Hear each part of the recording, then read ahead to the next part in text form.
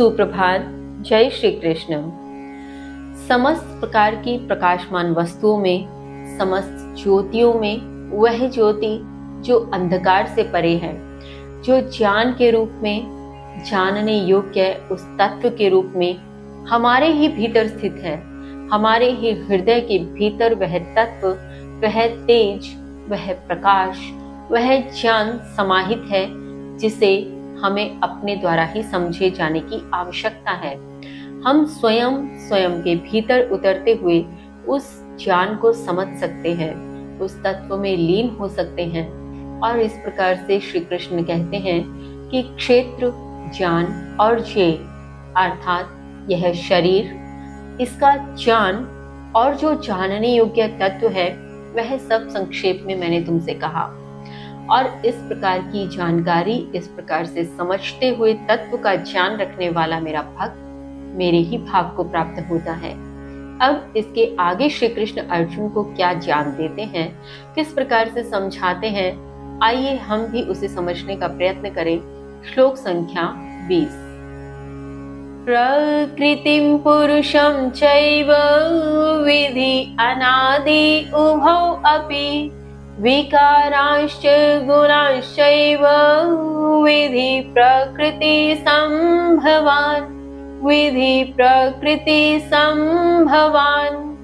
श्री कृष्ण कहते हैं, प्रकृति और पुरुष दोनों को अनादि जानो, विकारों और गुणों को निश्चय ही प्रकृति से उत्पन्न जानो।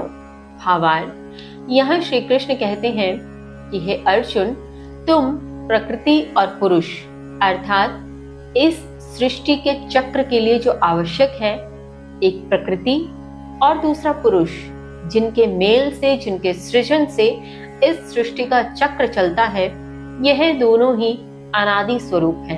अर्थात इन दोनों का ही न आदि है और न अंत है।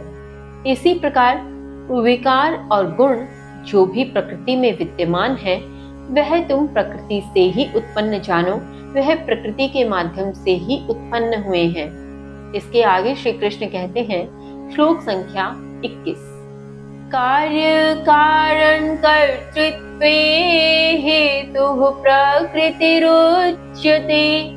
पुरुषः सुख दुःखानां भोक्तृत्वे हेतुरुच्यते, भोक्तृत्वे हेतुरुच्यते। श्री कृष्ण कहते हैं, कार्य कारण को उत्पन्न करने में हेतु प्रकृति कही जाती है। पुरुष सुख दुखों को भोग करने का कारण कहा जाता है। भावार्थ, यहाँ श्री कृष्ण कहते हैं कि कार्य और कारण के संबंध जिनके विषय से यह सृष्टि चक्र चलता है, वह कार्य कारण को उत्पन्न करने का जो मूल हेतु है, मूल प्रयोजन है, मूल कड़ी है, वह प्रकृति है। अर्थात प्रकृति ही कार्य कारण को उत्पन्न करने का मूल है, उसका हेतु है, उसका एक जड़ रूपी कारण है। और जो पुरुष है, वह इसमें सुख दुखों को भोग करने का कारण है।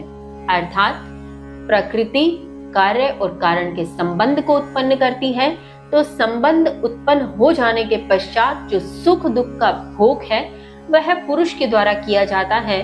पुरुष उसको भोग करने का कारण कहा जाता है।